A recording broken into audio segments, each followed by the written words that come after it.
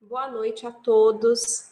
Eu me sinto realmente muito honrada, muito grata por esse convite, por essa oportunidade.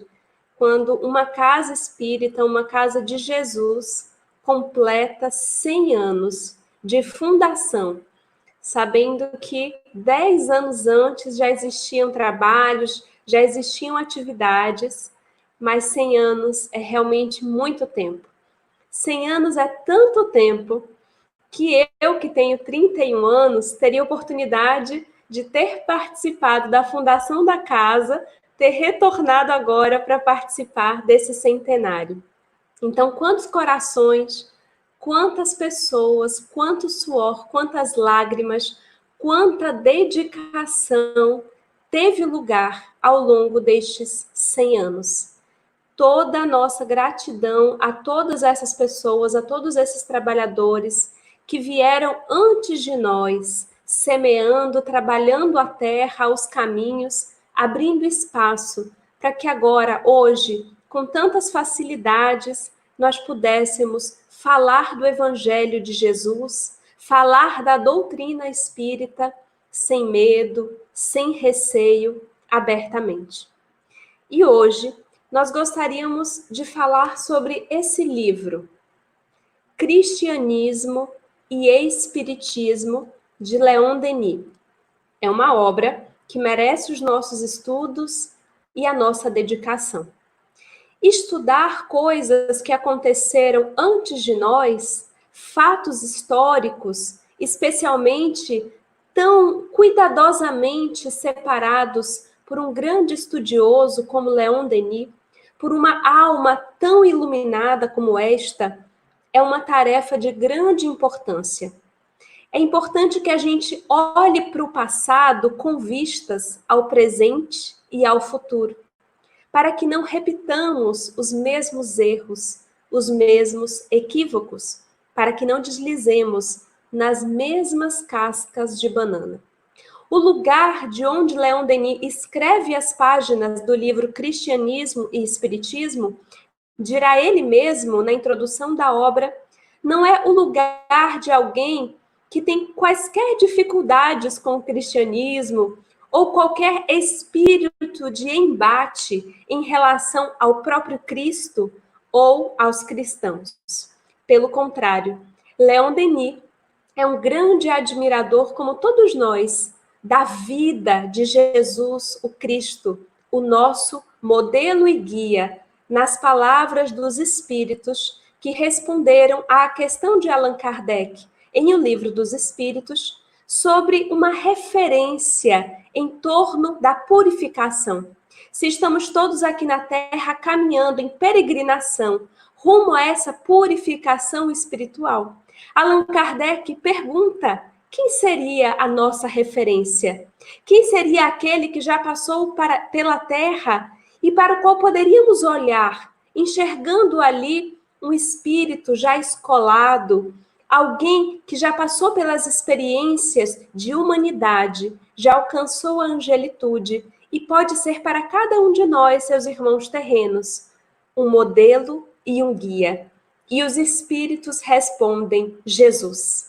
Kardec acrescenta então comentários falando da grandiosidade da vida daquele que tantos e tantos historiadores gastariam páginas para descrever, mas poucos conseguiriam verdadeiramente seguir. E nessa obra de Leon Denis, ele vai então começar dizendo do seu apreço e da sua admiração pelo Cristo, mas da sua dificuldade de compreender como uma mensagem que começou entre os mais simples e mesmo entre aqueles ignorantes, entre o povo, poderia ter chegado às catedrais repletas de ouro e de tanta bonança. O que poderia ter acontecido nesse percurso entre o que iniciou a trajetória cristã e os dias de hoje, ou da época de Leon Denis, que já tem também um certo tempo, mas que mostram uma certa mistura entre a pureza da mensagem do Cristo, que, como a sua própria parábola nos disse, seria o trigo a boa semente, e uma certa mistura de informações, deturpação, divisão, que aconteceu ao longo do caminho, que poderia ser aquele joio, aquela erva daninha que vai nascendo e se misturando à boa semente, sem que saibamos diferenciar o que é trigo e o que é joio. E então, nesta obra, Leon Denis nos convida, e ele deve ter pesquisado muito, porque são muitas as citações, muitas as notas e muitos os ensinamentos. Ele nos convida a uma viagem histórica. E nós, sinceramente e com humildade, porque não temos condições de fazer o mesmo nível e profundidade de uma viagem como o professor Leon Denis. Mas gostaríamos também, nesses minutos que temos daqui por diante, de fazer uma pincelada dessa viagem através dos tempos, tentando compreender o que aconteceu entre os cristãos primitivos e o cristianismo que nós encontramos hoje. Para que, olhando o passado, tenhamos melhores condições de viver o presente e corrigir rotas, já que no passado éramos muitos de nós que lá estávamos.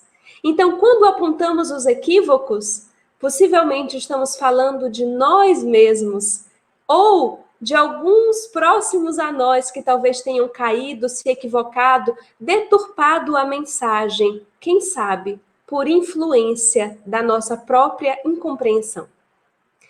Na época em que o governador espiritual da terra, Jesus, o Cristo, aqui esteve, ele pregou no Oriente a uma grande parte de pessoas que não eram alfabetizadas, que não tinham condições de fazer arquivos e grandes anotações em torno das suas mensagens. Então, o primeiro método de propagação dos ensinos de Jesus, da boa nova, das boas notícias sobre o reino de Deus, trazidas à terra por aquele que escolheu trabalhar junto ao seu pai na carpintaria, e por isso mesmo ficou conhecido como o carpinteiro, termo que era utilizado às vezes até de forma pejorativa, para falar da sua simplicidade, para falar da sua pouca cultura, sem saber que ali estava reunida toda a cultura necessária para o progresso da humanidade. Então Jesus falava, e o seu ensino foi propagado inicialmente através da oralidade, que era a forma que também o Antigo Testamento, entre o seu povo, os judeus, visto que Jesus era um judeu, nasceu como judeu e viveu como judeu, e a forma de tradição e de transmissão dos ensinamentos era eminentemente oral. Existiam as escrituras do Antigo Testamento que eram estudadas por pessoas específicas, que tinham iniciação nos seus estudos, que tinham conhecimento e que tinham até mesmo uma certa rigidez no cumprimento desses ensinamentos. Alguns momentos, inclusive, nós encontraremos Jesus chamando a atenção, advertindo os fariseus, advertindo aqueles iniciados nas Escrituras, que cobravam tanto a retidão dos outros, mas que por dentro tinham ainda muito a ser purificado. E então, com o passar do tempo, o que nós encontraremos? Após o retorno de Jesus ao plano espiritual, após a sua ressurreição, o seu aparecimento e a conclamação de que os seus discípulos se dividissem de 2 em 2, como está em Atos dos Apóstolos, e fizessem tudo aquilo que ele já havia ensinado, que ele já havia orientado, que seguissem as cidades, começando sempre pelos povos, daquele cercadinho do povo escolhido, começando pelo próprio povo judeu, para só mais tarde propagar aos gentios, aqueles que não eram judeus. Era um plano estratégico, porque certamente é mais fácil propagar uma ideia nova junto àqueles que já concordam em partes com a ideia, do que disseminar uma ideia nova de um Deus, de um Pai amoroso, para aqueles que ainda cultuavam vários deuses, como acontecia com grande parte dos gentios, que tinham toda uma influência do paganismo. E então, esses discípulos, os apóstolos de Jesus, começarão essa trajetória. Partirão para várias localidades diferentes, começando a pregação da Boa Nova, a pregação do Evangelho. Vão fundando as primeiras igrejas, iglesias, as primeiras comunidades cristãs, que não tinham absolutamente nenhuma sofisticação, como acontece com grande parte das nossas casas espíritas, especialmente na sua fundação. Começando, às vezes, na casa de alguém que cede a sala, num pequeno espaço, e ao longo do tempo, com o esforço e suor de muitos, é que vamos conseguindo, então, um espaço um pouco maior para congregar mais corações. Nos primeiros anos de divulgação da mensagem da Boa Nova, os cristãos eram perseguidos estritamente ou prioritariamente pelos judeus que não eram cristãos, por aqueles que viam em Jesus um falso profeta ou simplesmente mais um dentre os vários profetas, mas não o Messias. Porque aqueles que acolheram Jesus como Jesus, o Cristo, como um mestre, esses consideraram que Jesus era aquele grande Messias anunciado nas Escrituras, e esses se tornaram cristãos.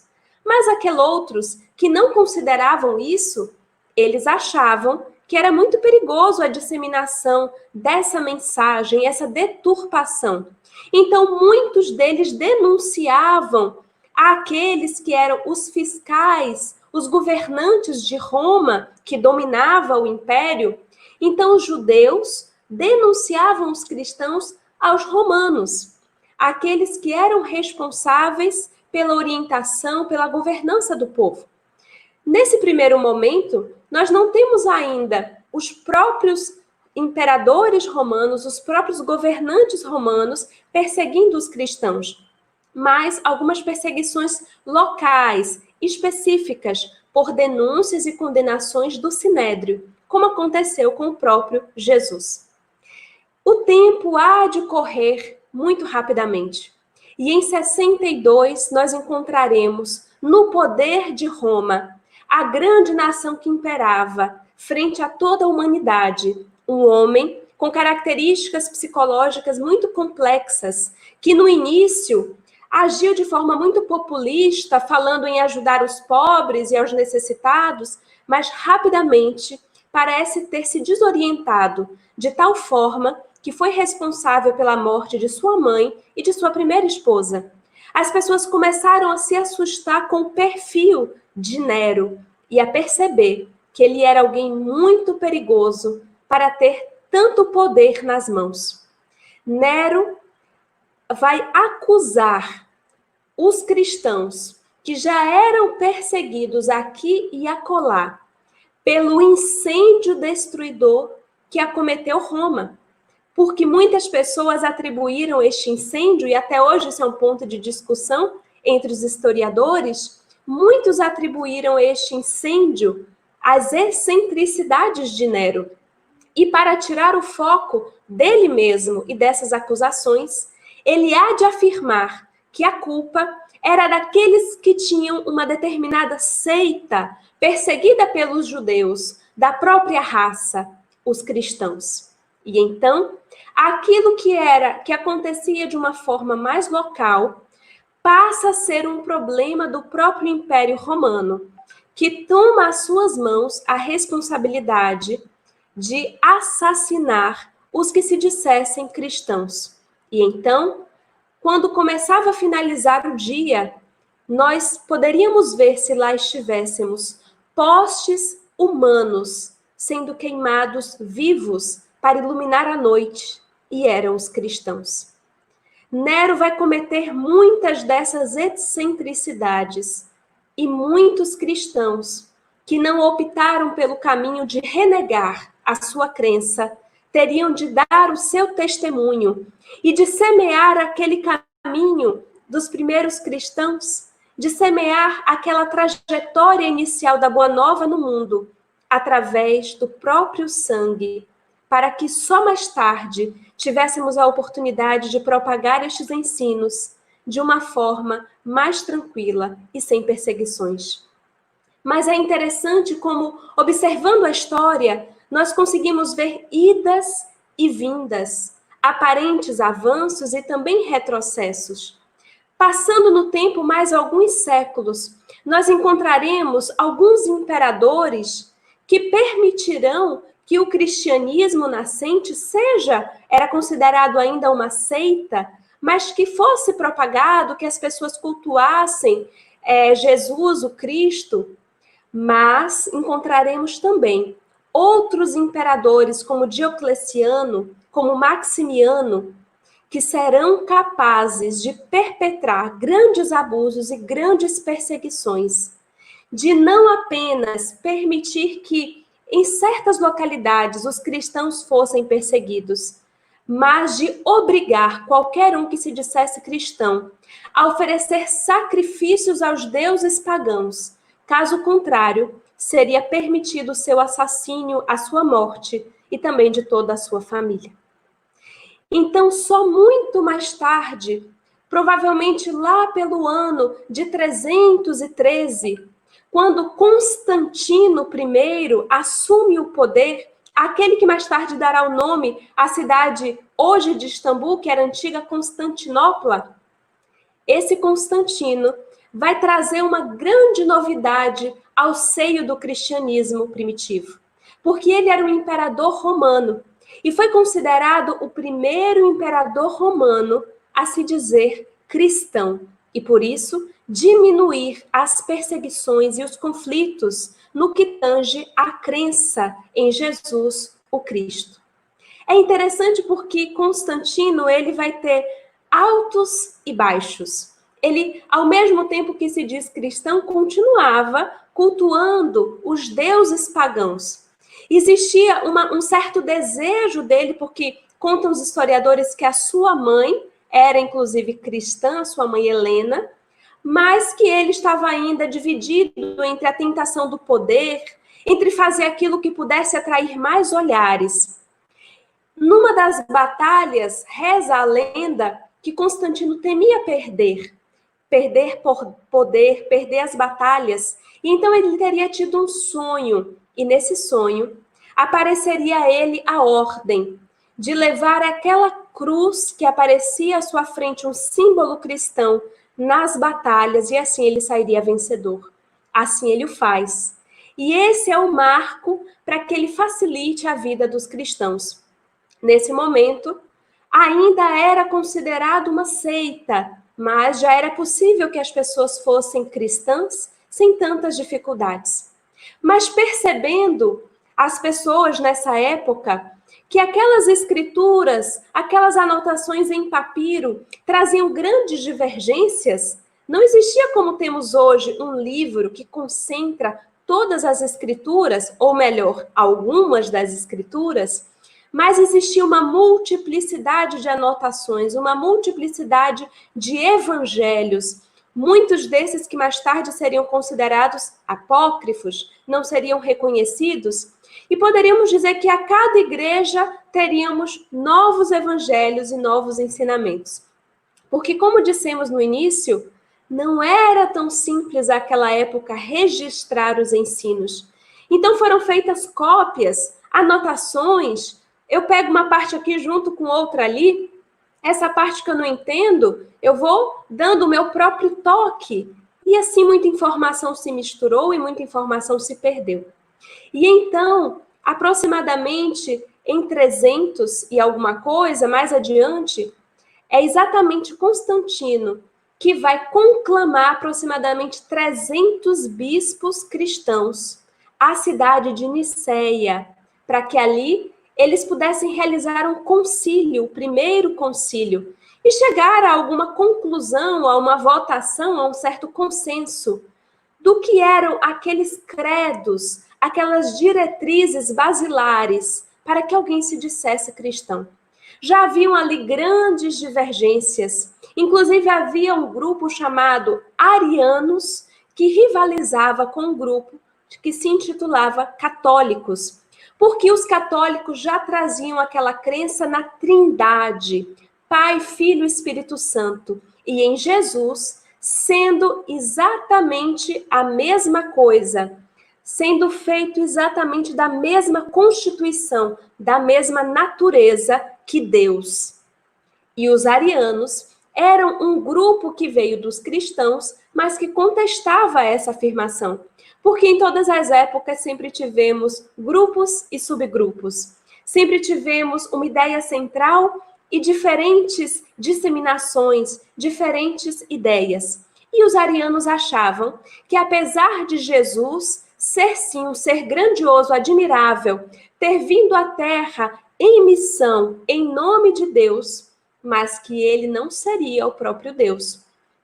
E isso criava, para o grupo dos católicos, no ponto de vista deles, um grande problema, porque eles compreendiam que só era possível adorar um Deus. E, se Jesus não fosse Deus, como eles poderiam, então, adorar esse Jesus? Seria uma heresia. Então, para eles, era necessário, na crença deles, que fosse aprovado no Concílio de Nicéia a natureza de Jesus, considerada por eles como sendo a mesma natureza de Deus.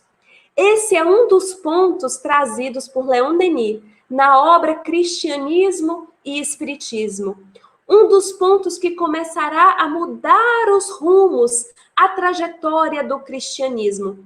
Ao mesmo tempo que o cristianismo começa a sair daquele cenário de perseguições, começa a ter espaço para propagar a sua crença, para vivenciar os ensinamentos à luz do dia, podendo sair das catacumbas, podendo sair dos esconderijos, sem medo de virar um poste em chamas, as deturpações, as diferenças começam ali a aparecer.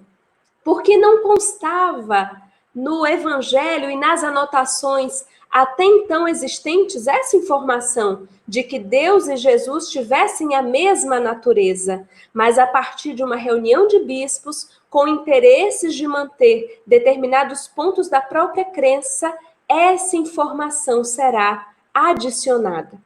Mais tarde, aproximadamente em 380, teremos uma outra figura importante, Teodósio. Teodósio vai favorecer a crença cristã como a religião oficial do Império Romano. Isso muda absolutamente tudo. Observem, aquilo que começa nas catacumbas, que começa na sala de Pedro ou na casa da sogra de Pedro, de forma muito simples, entre pessoas muito simples, é agora a religião oficial do Império Romano. Então, imaginemos, se o imperador vai a uma reunião ou a uma igreja, a uma comunidade cristã, existem certas coisas que precisarão se modificar para receber o imperador. Se o imperador vai adentrar nessa seara, então é necessário que haja incenso, é necessário que haja pompa, é necessário que haja um sacerdote e que as roupas sejam modificadas, que rituais que eram associados ao paganismo, a Roma, sejam adicionados e que inclusive uma catedral nos moldes greco-romanos seja erguida para abarcar o Império Romano. Então, não é o Império Romano que se molda às diretrizes do cristianismo primitivo, mas é o cristianismo que agora nada mais tem de primitivo e que vai, aos poucos, se moldando ao próprio Império Romano, aos desejos dos seus imperadores para sobreviver. Mais uma vez encontraremos, assim como nos judeus, no judaísmo, havia uma certa mistura, uma convivência entre o cenário político, as legislações, e o cenário religioso, nós encontraremos agora o cristianismo dando seus primeiros passos neste mesmo cenário que apresenta muitos perigos, como podemos observar na história. Porque surge a figura de um papa, de um pai, de um padre, de uma figura sacerdotal eminente, que precisava ser esta figura centrada em Roma, para que Roma não perdesse a sua atenção, para que Roma não perdesse os holofotes. E esse Papa, esse sacerdote máximo, terá poderes, não apenas no que tange aos aspectos religiosos, mas também influência na área política. Todas as vezes na história da humanidade em que observamos a política e a religião se misturando, nós encontramos alguns deslizes e algumas dificuldades. Porque sabemos que todos nós, ontem e hoje, temos ainda a vaidade, o orgulho, o egoísmo, e então o interesse pessoal começa a passar à frente do desejo de auxiliar, do desejo de curvar-se diante da própria vontade para servir a Deus, para servir a Jesus. Então, uma sucessão de joio e de erva daninha começa a germinar no seio da igreja.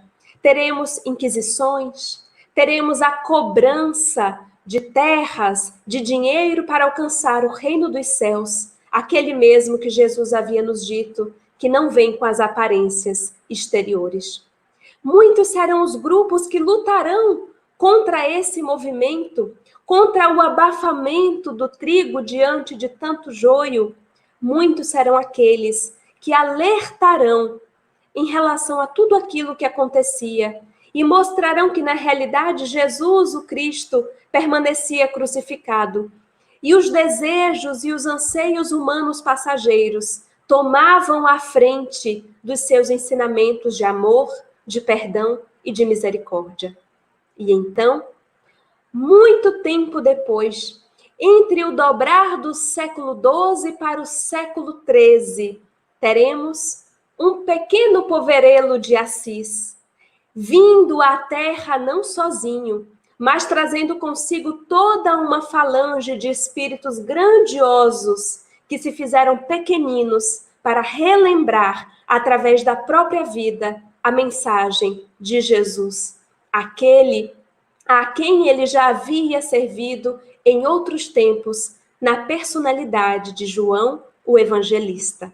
Então, nós encontraremos em Assis o início de um marco divisório, quando as pessoas tinham agora a oportunidade de enxergar a discrepância entre a vivência simples, humilde, servindo aos pobres, conclamando a mudança interior e a submissão à vontade de Deus, exemplificada e testemunhada por Francisco de Assis e por aqueles da sua ordem que o seguiriam vida afora, e a opulência e os desmandos da igreja na Idade Média. Naquela hora mais escura da noite, quando sequer conseguíamos ver direito as estrelas, e estrelas luminosas desceram dos céus, da espiritualidade superior, e vieram iluminar a terra.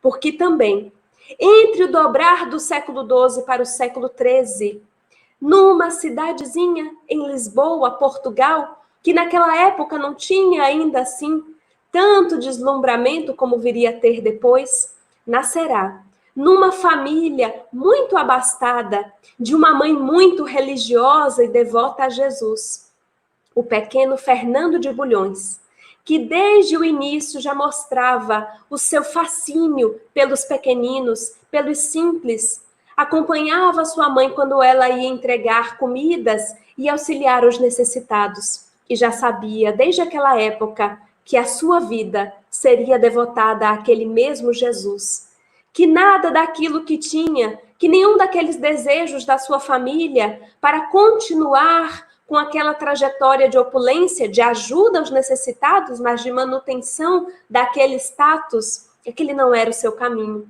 Ele vai estudar em escolas religiosas, vai seguir métodos e seguir freis que falavam da vida reta, da necessidade de resgate, do monastério, de uma vida de contemplação, de silêncio, vai criticar duramente aqueles que conviviam com a pobreza e nada faziam. E então, quando ele já estava chegando à vida adulta, um grupo de franciscanos que seguia para o Marrocos, para a pregação do Evangelho, passará nas imediações de Portugal, onde vivia Fernando de Bulhões, e ele então vai se encantar com aquela proposta, vai ficar curioso e ansioso para conhecer o fundador daquela ordem, Francisco de Assis. Tempos depois, aqueles que haviam ido a Marrocos retornam apenas os seus despojos, se tornam mártires porque foram lá assassinados. E um chamado muito forte toca o coração daquele pequeno Fernando de Bulhões, que então vai se reunir à ordem dos franciscanos e se chamará a partir de então Frei Antônio. Frei Antônio vai ter uma identificação tão grande com a proposta, que mesmo sendo um grande estudioso, um grande conhecedor das Escrituras, vai aceitar curvar-se à humildade, aos jejuns, a tudo aquilo que era necessário quando se entrava numa ordem tão austera, tão simples, quando o radicalismo era viver a proposta de Jesus em toda a sua essência. E Antônio assim o fará. O próprio Francisco de Assis ficará deslumbrado quando observar que naquele humilde servo chamado Frei Antônio existia um espírito de escola, grande conhecedor das Escrituras, porque Antônio será conhecido também pela sua erudição. Quando ele abria a boca para falar, todos silenciavam. A própria irmã natureza fazia silêncio para escutar os seus discursos. Os seus discursos à natureza, nas cidades por onde passava, ele era um grande estudioso. E Francisco, inclusive, vai convidá-lo para ensinar sobre as Escrituras aos outros franciscanos, aos outros freis, muitos dos quais não tinham grandes conhecimentos nessa área, eram apenas corações devotados ao amor e à simplicidade. E então, Antônio, que nasce em Lisboa e viverá mais tarde em Pádua, lá mesmo na Itália, ficará conhecido como Antônio ou Santo Antônio de Lisboa ou Santo Antônio de Pádua. Registra-se entre os estudiosos da Igreja Católica, os teólogos, que a canonização de Antônio foi a mais rápida já registrada no seio da Igreja, porque tantos foram os milagres e os acontecimentos que eles não saberiam explicar, realizados por aquela personalidade ainda em vida, que apenas 9 meses após o falecimento ou a desencarnação de Antônio, em Pádua, no dia 13 de junho, é que ele virará, aos olhos da Igreja Católica, Santo Antônio de Pádua. É interessante porque nós espíritas não contemplamos, não vislumbramos essa ideia de santidade da mesma forma, mas a palavra santo faz todo sentido para uma personalidade como essa, para uma personalidade como a de Francisco de Assis, porque santo, na origem da palavra, é alguém que foi separado das coisas do mundo para viver puramente, para viver para Deus e para as coisas de Deus. E estes seres, neste sentido, são verdadeiramente santos, verdadeiramente apartados de toda ignomínia, de todos os enganos e desmandos do mundo, para viver especialmente para Deus e para Jesus, o Cristo. Queridos irmãos, nestes dias tão desafiadores, quando a doutrina espírita já chegou à Terra, organizada por uma falange de espíritos superiores e tendo em Allan Kardec, aquele homem encarnado na Terra, com a capacidade pedagógica, lógica, racional de organizar tantos conhecimentos, nós necessitamos voltar os nossos olhos a estes irmãos nossos mais experientes que conseguiram dar os seus testemunhos aqui na Terra, que não apenas falaram, mas vivenciaram tudo aquilo que acreditavam. Se nós não temos condições de viver o Evangelho na radicalidade, na totalidade, com toda a força de um Santo Antônio de Pádua, de um Frei Antônio, de Francisco de Assis, que tanto admiramos, que no cadinho doméstico, no nosso grupo espírita, nas oportunidades do trabalho, da sociedade, da própria internet, sejamos nós, estes seguidores, não apenas da boca para fora, mas da vida adentro.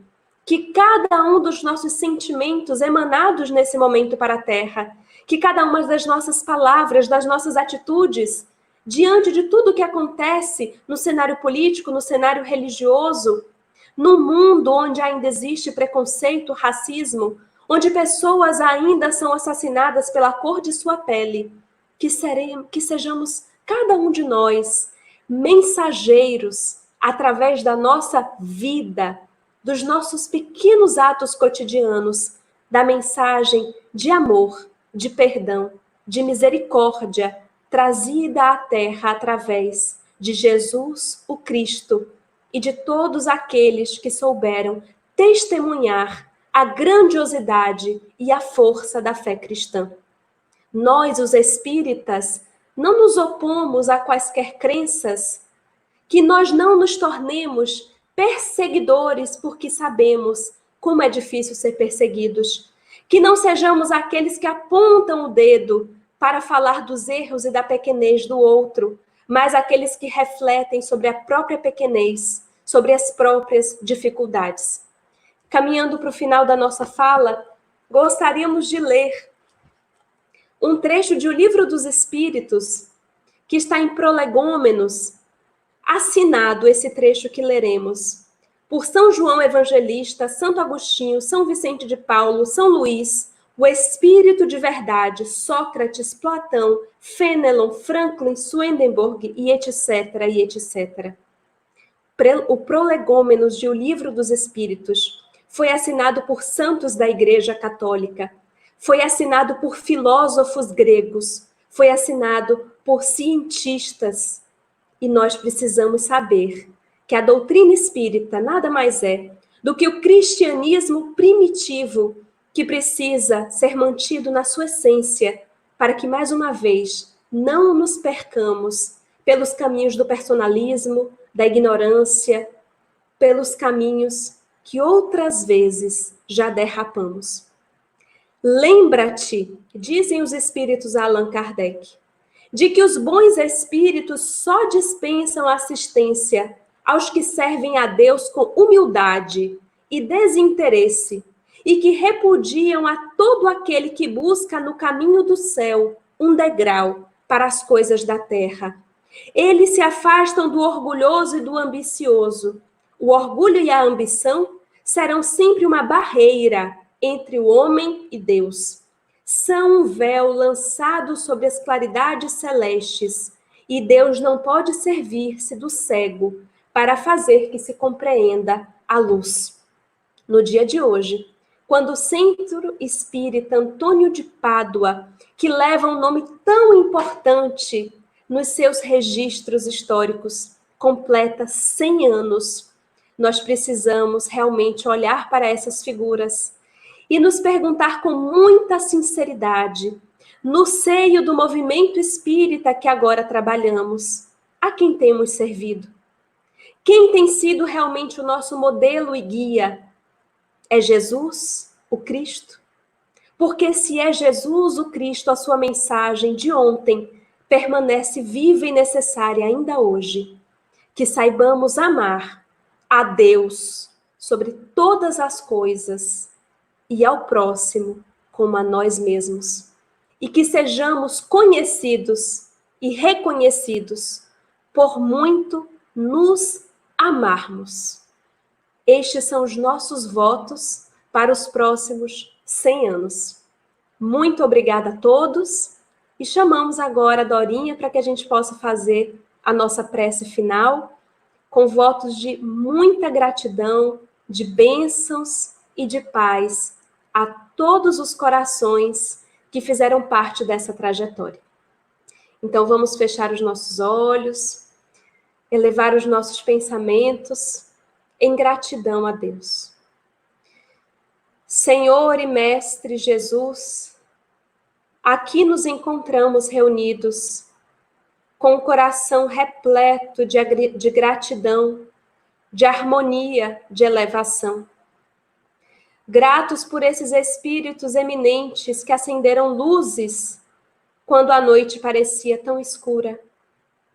E agora, Senhor, quando parece que avistamos uma nova escuridão, quando as nossas esperanças, quando a nossa fé é mais uma vez procurada pelos espíritos benfeitores, quando somos testados, desafiados diariamente, na nossa humildade, no nosso serviço e na nossa abnegação.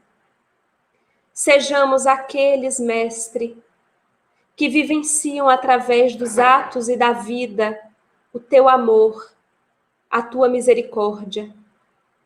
Que as nossas palavras sejam de edificação, que as nossas palavras sejam capazes de soerguer os nossos irmãos. E que quando, Senhor, o revide, a agressão e a violência nos visitem, saibamos silenciar, saibamos perdoar. Que tenhamos a coragem da fé e da fidelidade. E que não mais caiamos nos mesmos descalabros de outrora, quando movidos pela vaidade, pelo orgulho e pelo egoísmo, fizemos a nossa própria vontade e não a tua. Que a partir de hoje e sempre, Senhor, faça-se através de nós a tua vontade, como disse Maria na visita de Gabriel. Faça-se na serva a vontade do Senhor. Que assim seja, graças a Deus.